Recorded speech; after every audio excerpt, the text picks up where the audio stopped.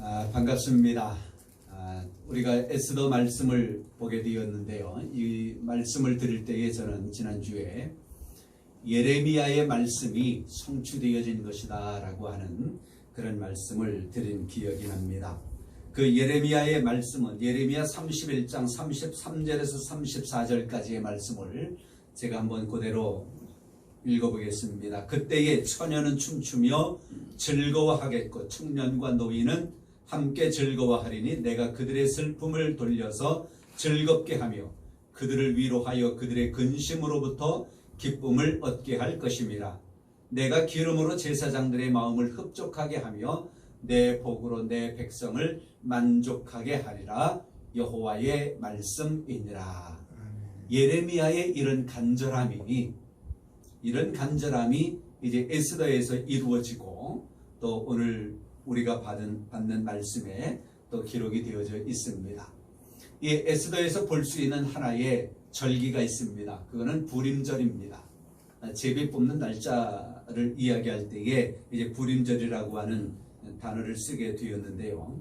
그 의미를 오늘 본문에 특히 22절 말씀에 잘 설명해 주고 있습니다. 아달월 14일과 15일 이 두 날에 유다인들이 대적에게서 벗어나서 평안함을 얻고 슬픔이 변하여 기쁨이 되고 애통이 변하여 길한 날이 되었다라고 하는 것을 이 부림절에 이 날짜를 정해서 잔치를 벌이면서 또 나보다 못한 이들에게 음식을 나누어 주고 또 그들을 배려함으로 인하여 이런 행사를, 이런 절기를 지켰다라고 하는 것입니다. 그렇습니다. 부림절은 하나님의 백성이 어떤 어려움에 처해 있을 때에 하나님 앞에 간절히 부르짖고 하나님을 구하면 하나님께서 그 백성들을 구원해 주신다라고 하는, 그 백성들을 지켜주신다라고 하는 교훈이 이 에스더 말씀에 또 부림절에 담겨져 있습니다. 이것은 우리가 구원받았을 때에, 혹 여러분들이 예수님을 처음에 믿었을 때에, 또는 세례받았을 때에, 또는 처음에 어떤 특별한 영적인 체험을 했을 때에, 그때 여러분들은 어땠습니까? 그때를 우리가 적용해 볼 수가 있을 터인데요. 우리의 육체가 득세하여 승리할 때에는 때로는 괴로움도 환난도 닥쳐오게 되어집니다. 그러나 우리가 우리의 육체를 십자가에 못 박고 즉 예수 믿기로 결단하고 또 세례를 받고 어떤 영적인 신앙적인 체험을 하고 할 때에 그때는 정말로 우리 안에 큰 기쁨이 넘쳤습니다. 그래서 간혹 신앙생활 오래 하신 분들이 그런 이야기들을 해요. 아이고 옛날에 젊었을 때 청년 때에 학생 때는 참 뜨거웠는데, 그리고 어떤 은사도 받았었는데, 그때 내가 어떻게 신앙생활 하겠다라고 결단도 했는데 몇십 년 흘러보니까 다 까먹어버리고, 뭐 그런 고백을 하시는 분들이 간혹 있습니다. 그렇습니다. 그때의 우리의 신앙은 오직 하나님만을 위하여 살겠다라고 결단할 때가 있었을 것입니다. 그러나 세상 풍파 가운데 살다 보니까 그 열정, 그 감격은 다 사라져버리고 다 식어버리고 세상과 타협하게 되어지고, 어떤 때는 하나님보다 내가 더 앞설 때가 있게 되어지고, 어떤 때는 죄로 기울어지고 있는 내 모습을 발견할 때가 혹 있지 않으십니까? 저도 물론 그럴 때가 있습니다. 그러나 하나님의 말씀, 이 성경의 많은 인물들을 보면 그 마음이 변치 아니하고 끝까지 죽을 때까지 순교의 자리에 갈 때까지 오직 하나님만 바라보고 나아갔던 신앙의 선배들이 있는 것을 봅니다. 오늘 말씀이 에스더 말씀인데요. 이 에스더 역시 지난주에 말씀을 드린 것처럼 죽으면 죽으리이다, 죽으면 죽으리이다라고 하는 그런 심정으로 나는 죽어도 하나님의 백성들이 하나님의 구원을 받고 하나님의 보호하심을 받고 더 저 하나님을 대적하고 하나님의 백성들을 말살시키려고 하는 하만의 손아귀에서 이 백성이 벗어날 수만 있다면 나는 죽어도 좋겠습니다라고 하는 이 에스더의 이런 각오처럼 오늘날 우리에게 그런 심정이 필요하지 아니할까, 그런 생각을 우리가 해보게 됩니다. 저는 며칠 전에 영화 한 편을 봤습니다. 범죄도시 3? 그건 아니고요. 제가 여기 오니까 많은 분들이 그래요. 경찰에 관련된 영화 드라마는 무조건 다 보라고. 그래야 경찰들을 많이 이해할 수 있다라고 그렇게 권면하는 분도 계셨어요. 그런데 며칠 전에 본 영화는 그게 아니고 기독교 영화인데요. 하나님의 마음이에요. 하나님의 마음. 기회가 되시면 한번 보셨으면 좋겠다 싶습니다. 그것의 원 제목은 His Only Son, 독생자라고 하는 그런 뜻을 가지고 있습니다. 그런데 우리나라에서는 하나님의 마음.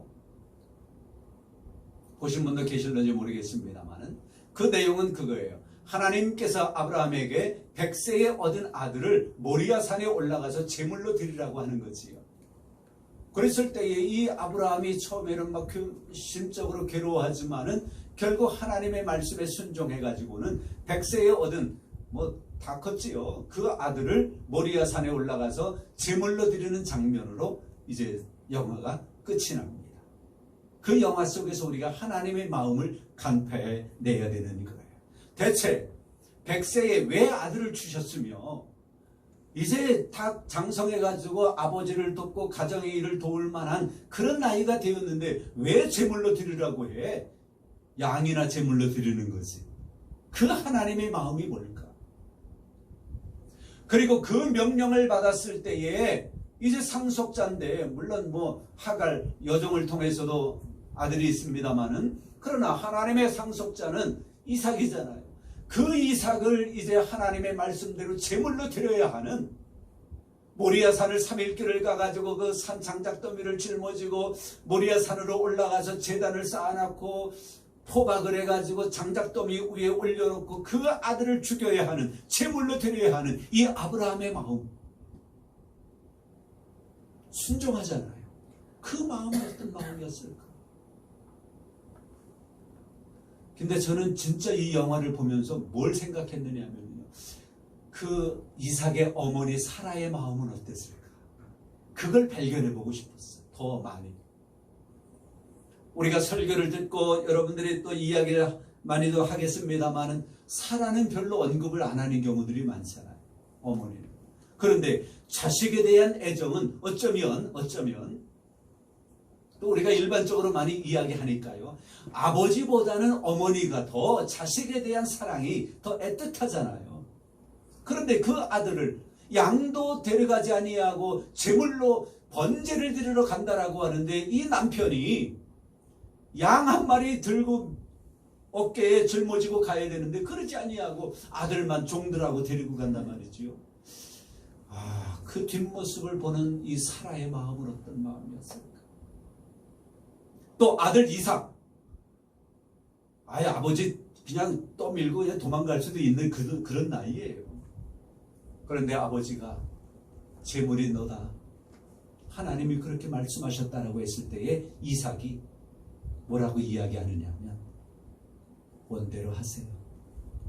아버지의 뜻대로 하세요. 하나님의 뜻대로 하세요. 그래. 아브라함에게, 아버지 아브라함에게 제물로 드리는 거.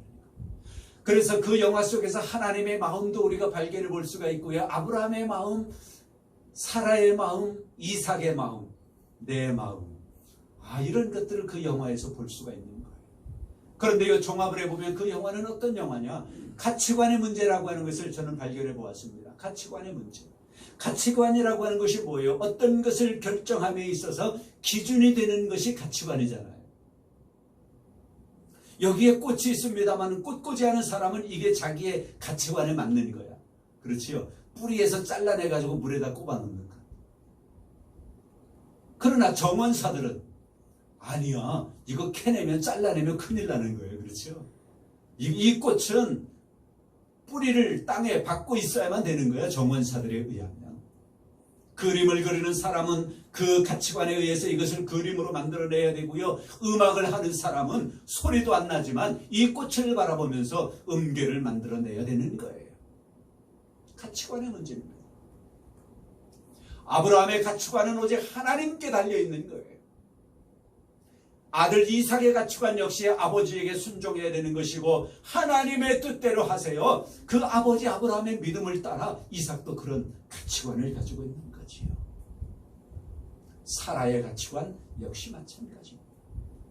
에스더의 가치관은 뭡니까? 나는 죽을지언정 나는 죽어도 좋다. 그러나 하나님의 백성이, 이 백성이 살아난다면 이 백성이 하만의 하나님을 대적하고 하나님의 백성을 말살시키려고 하는 저 소나기에서 벗어날 수만 있다면 나는 죽어도 좋다. 그런 가치관이에요. 그러니까 죽음 앞에 나서는 거지요.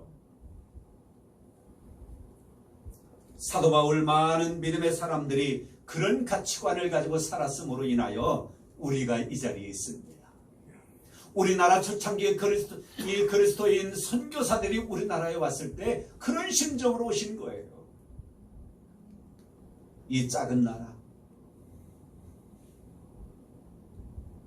그래서 실제로 순교당한 이들이 있었고, 우리나라의 역사의 그 골짜기 같은 어려운 시절 때에 우리의 믿음의 선조들이 죽음을 무릅쓰고 기도하면서 이 나라를 지켜왔기 때문에 우리가 지금 여기에 있는 것 감사하시기 바랍니다. 그게 그들의 가치관이에요. 하나님께 구원받은 기쁨이 있는 사람들은 이기적일 수가 없습니다. 하나님께 구원받은 기쁨이 있는 사람들은 하나님의 말씀을 가치관 삼고 하나님을 가치관으로 삼고 살아가는 사람이어야 하는 것입니다. 기쁨을 나누는 행위가 자연스럽게 따라와야 된다고 하는 거예요. 여기에 22절에 기록되어진 것이 하나님께서 유다인들을 그렇게 구해주셨기 때문에 그들에게는 대적에게서 벗어나 평안함이 있고요, 슬픔이 변하여 기쁨이 되고요, 애통이 변하여 길한 날이 되는 거예요. 그래서 그것이 너무나 기뻐서, 그것이 너무나 좋아서 그들은 하나님 앞에 이런 절기를 지키는 거예요. 잔치를 벌이며 즐기며 예물을 주며 가난한 자를 구제하는, 이게 우리 그리스도인들의 삶의 방식이 여기에서 나와야 되는 거예요. 하나님에게 가치관을 둔다면, 하나님의 말씀에 가치관을 둔다면 우리 주변의 사람들을 이런 마음으로 대해야 된다라고 하는 거예요. 타인을 대할 때에, 교인들을 대할 때에 그리스도인의 정신으로 하나님께로 향한 그 가치관으로 그 모든 이들을 대할 수 있어야 합니다. 여러분, 얼마나 많은 사람들을 대합니까? 그런데 우리가 상처받을 때가 있어요. 여러분, 하나님의 사람들은, 하나님의 구원을 받은 사람들은 다른 사람들, 타인의 행동이나 타인의 언어라든가 타인의 어떤 삶의 방식, 이런 것 때문에 하나님의 백성인 내가 괴로움을 당하면 안 돼요. 내가 손해보면 안 돼요. 왜 그래야 돼요? 하나님 보면서 살아갈 때에 그들의 단점을 볼 때에 그것을 가지고 내가 아파하는 것이 아니라 그것을 긍휼히 여길 줄 아는 마음, 하나님의 마음이라면 긍휼히 여기고 기도 한마디 더 해줄 수 있는 그런 마음, 품어줄 수 있는 그런 마음.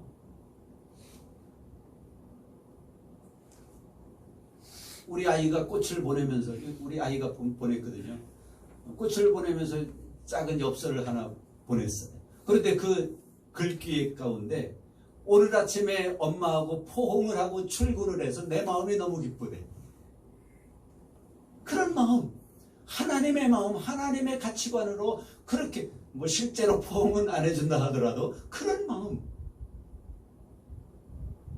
그래서 제가 하나 배운 게 있어요. 엄지척. 이거 한번 해보세요. 당신은 최고야. 멀리 있어도, 멀리 있어도, 뭐 많은 사람이 있을 때 말할 수 없어도 눈이 마주치면 당신 최고야. 한번 해볼까요? 여러분이 최고입니다. 목사님이 최고입니다. 여러분은 어떻게 해야 되냐? 목사님. 그렇지요. 여러분 최고입니다. 여러분 최고입니다. 옆에 분한테 한번 해주세요. 옆에 분에게 당신이 최고입니다. 최고예요. 이거 하나로 분위기가 좋아질 것 같아요, 여러분. 혹시 내 마음에 안 드는 행동, 말을 하고 그런 행동 습관을 가지고 있다 하더라도 그분의 좋은 점 한 가지만이라도 발견할 수 있다면 한번 해보세요. 어떤 분이 그런 말을 했어요. 자기는 그런데 99%의 안 좋은 점이 있어도 1%의 좋은 점이 있다면 그걸 자기는 칭찬한대. 그러면 1%, 2%, 3% 점점 칭찬할 거리가 많아진다는 것 아니겠습니까? 하나님의 백성들의 삶의 방식이 하나님 때문에 그렇지요? 그래서 오늘 말씀의 제목이 뭐라고 했나요? 가치관 하나님 때문에. 그렇지요? 우리의 삶의 방식도 하나님 때문에. 당신 내가 예수만 안 믿었으면 당신 미워하고 어떻게 할 수도 있지만 그러나 내가 하나님 때문에 용서해 줄게. 하나님 때문에 내가 배려한다. 하나님 때문에 내가 품어준다. 불만의 요소로 가지면 얼마나 불만거리 많겠어요. 그러나 하나님 가치관. 바로 에스더가 그런 마음인 겁니다. 하나님의 가치관. 그래서 여러분들이 살아갈 때에 슬픔이 변하여 기쁨이 되고 애통이 변하여 길한 날이 된다라고 하는 이 말씀처럼 그런 신앙인의 삶이 되어지시기를 바랍니다. 그래서 주변의 많은 사람들에게도 평안을, 기쁨을, 길한 날을 선사해 줄 수 있는 축복된 여러분들 되시기를 주님의 이름으로 축복합니다. 아멘. 성부와 성자와 성령의 이름으로 여러분 모두를 축복합니다. 이제는